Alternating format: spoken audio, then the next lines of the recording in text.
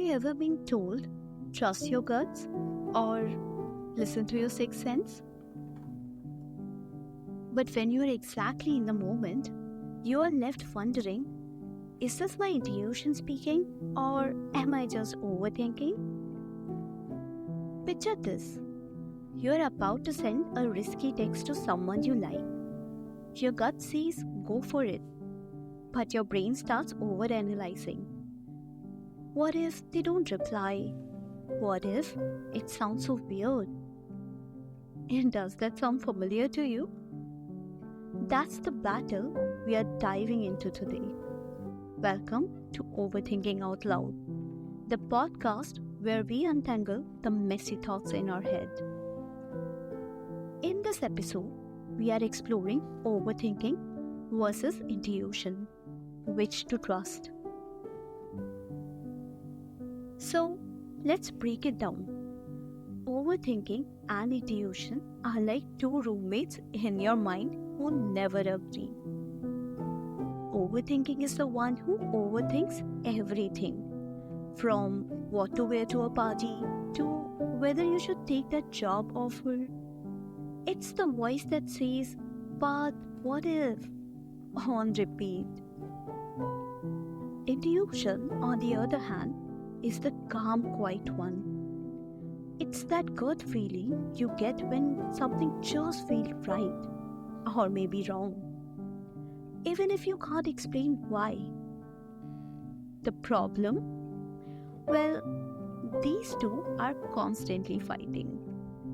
Overthinking drowns out intuition with endless questions, leaving you stuck in decision paralysis. For example, imagine you're deciding whether to move to a new city. Overthinking will bombard you with, what if I hate it? What if I can't make friends? While intuition might quietly say, this feels like an adventure.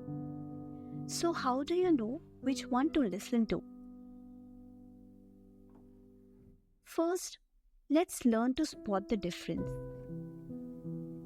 Overthinking feels like a mental treadmill. You're running in circles, but you're not getting anywhere. It shows up as a repetitive thoughts, anxiety, and avoiding decisions because you are scared of making the wrong one. Intuition, though, is different. It's that sudden clarity, a gut feeling that comes out of nowhere. It's not loud or pushy. It's calm and certain. For example, you might meet someone new and instantly feel a connection. Or you might walk into a room and sense something is off. That's your intuition speaking. The trick is to notice how each one feels in your body. Overthinking feels heavy and chaotic, while intuition feels light and clear. Start paying attention to these signals. It's the first step to trusting yourself. So, how do you tune into your intuition and quiet the noises of overthinking? Here are a few practical tips. Tip number 1. Mindfulness. Take 5 minutes a day to sit in silence and focus on your breath. This helps you connect with your inner self and hear your intuition more clearly. Tip number 2. Journaling. Write down your thoughts and feelings without judgment.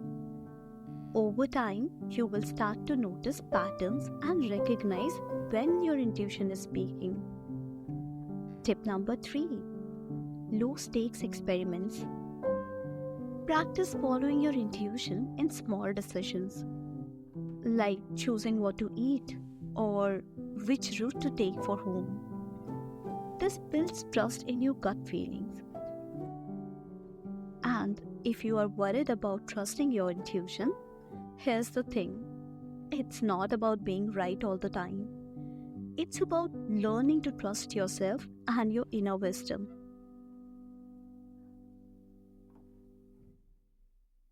So here's the good news: overthinking and intuition don't have to be your enemies, they can actually work together. Use overthinking to gather information and analyze options, but let intuition guide the final decision. For example, if you are deciding whether to take a new job, overthinking can help you weigh the pros and cons, but when it's the time to choose, tune into your gut feeling. Does this opportunity makes you feel exciting and aligned with your values, or does it make you feel forced or uncertain? There is no one size fits all approach to decision making. It's about finding your own balance between logic and instinct. Trust that you will figure it out as you go. Alright, so here's your weekly challenge.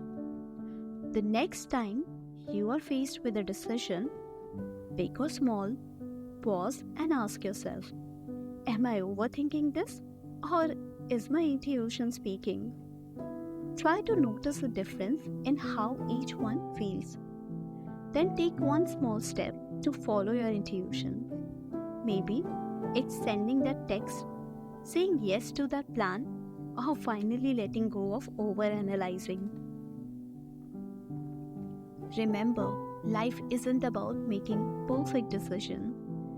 It's about learning to trust yourself along the way. Thanks for tuning into Overthinking Out Loud. Until next time, let's think a little less and trust ourselves a little more.